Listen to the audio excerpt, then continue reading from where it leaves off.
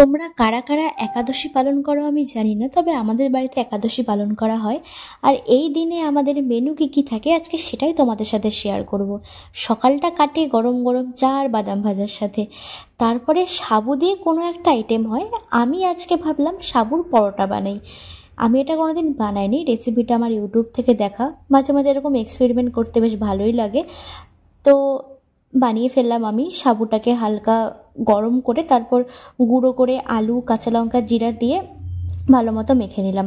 তারপর এটাকে বেলার পালা। বেলতে কিন্তু প্রচুর কষ্ট হয়েছিল, কারণ হচ্ছিল না, ভেঙে যাচ্ছিল প্রথমে। তো অনেকক্ষণ ট্রাই করার পরে হয়েছে, হালকা একটু বেঁকা হয়েছে, পুরোপুরি সবগুলো গোল হয়নি, বাট কাজ চলে যাবে। তো আমি এগুলোকে তারপর ভেজে নিলাম। পুরোপুরি তেল ছাড়াই ভেজেছি, আমি তেল দিয়ে ভাজিনি। আর ভাজার সময় কিন্তু পরোটাগুলো বেশ সুন্দর ফুলেছিল। আর আমার মা পাশে বানাচ্ছিল হলুদ ছাড়া কাঁচা কলা আলুর তরকারি।